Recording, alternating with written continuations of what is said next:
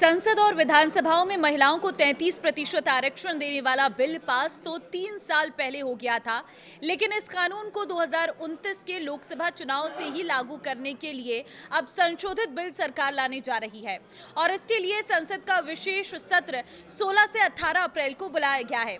इस सत्र में इस बिल को पेश किया जाएगा। प्रधानमंत्री नरेंद्र मोदी ने इस बिल को सर्वसम्मति से पास कराने की अपील की है। 15 साल का कोटा, लोकसभा में 850 सीटें, महिला आरक्षण बिल में क्या क्या होगा, सामने आ गई डिटेल। नमस्कार, मैं हूं आपके साथ ममता तिवारी और आप देख रहे हैं न्यूज़ 18 का डिजिटल प्लेटफॉर्म।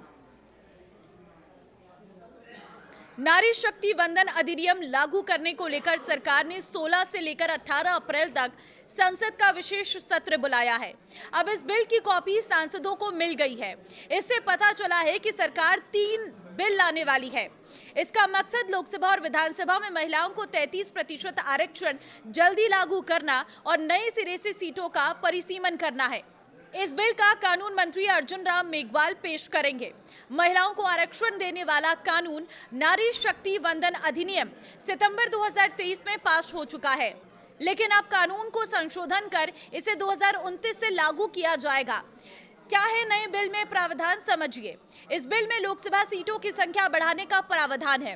बिल पास होता है तो लोकसभा सीटों की संख्या बढ़कर 850 हो जाएगी।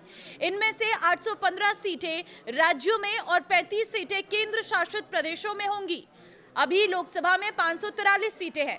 महिलाओं के लिए यह आरक्षण 15 साल तक लागू रहेगा, यानी 2029, 2034 और 2039 के लोकसभा चुनाव तक। आरक्षित सीटों पर हर चुनाव में बदलती रहेंगी ताकि महिलाओं का हर जगह प्रतिनिधित्व मिल सके। इसमें अनुसूचित जाति और अनुसूचित जनजाति के महिलाओं के लिए भी आरक्षण शामिल होगा। ये आरक्षित सीटें अलग अलग क्षेत्रों में रोटेशन के आधार पर तय की जाएंगी।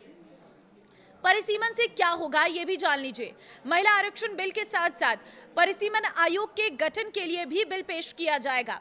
अभी लोकसभा सीटें 1971 की जनगणना के आधार पर है। संविधान के नए सिरे से परिसीमन पर रोक लगा रखी है।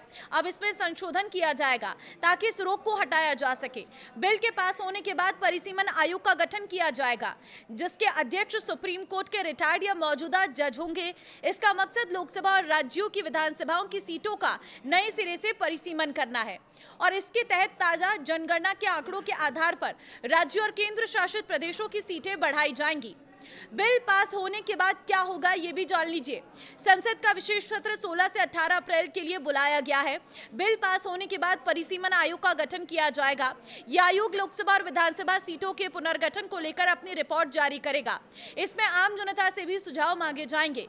आखिर में सरकार इसे मंजूरी देगी। मंजूरी मिलने के बाद गजट नोटिफिकेशन जारी होगा और इसे लागू किया जाएगा। सरकार 2029 के लोकसभा चुनाव से ही इसे लागू करने की तैयारी कर रही है। आखिर इस बिल की आवश्यकता क्यों है यह भी जान लीजिए। संसद और विधानसभाओं में आधी आबादी का प्रतिनिधित्व अपेक्षित नहीं है। वर्तमान लोकसभा में 78 महिला सदस्य चुनी गई, जो कुल संख्या 543 का 15% से भी कम है। वहीं राज्यसभा में मात्र 32 महिला सांसद हैं, जो कि कुल राज्यसभा सांसदों का 11% है। और इसके अलावा अगर राज्यों की बात करें तो आंध्र प्रदेश, अरुणाचल प्रदेश, असम, गोवा, गुजरात, हिमाचल प्रदेश, कर्नाटक, केरल, मध्य प्रदेश, महाराष्ट्र, मणिपुर, मेघालय, उड़ीसा, सिक्किम, तमिलनाडु, तेलंगाना सहित कई राज्य विधानसभाओं में महिलाओं का प्रतिनिधित्व 10% से भी कम है।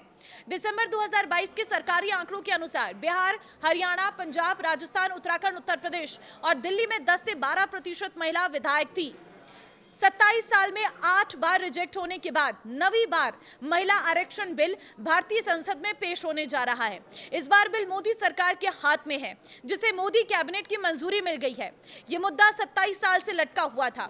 8 सालों में कभी ये राज्यसभा में ही रिजेक्ट हो गया तो कभी लोकसभा में विरोध के कारण पास नहीं हो पाया। अब उम्मीद की जा रही है कि मोदी सरकार इस बिल को लेकर कोई बड़ा फैसला ले सकती है। वही बिल पास होते ही महिलाओं को इससे काफी फायदा होगा। आपको क्या लगता है, मुझे कमेंट में राय जरूर दें और इस वीडियो को शेयर कर दें ताकि सभी लोगों को इस बिल के फायदे के बारे में पता चल सके और खास तौर पर महिलाओं का प्रतिनिधित्व ये बिल बढ़ाने जा रहा है। नमस्कार।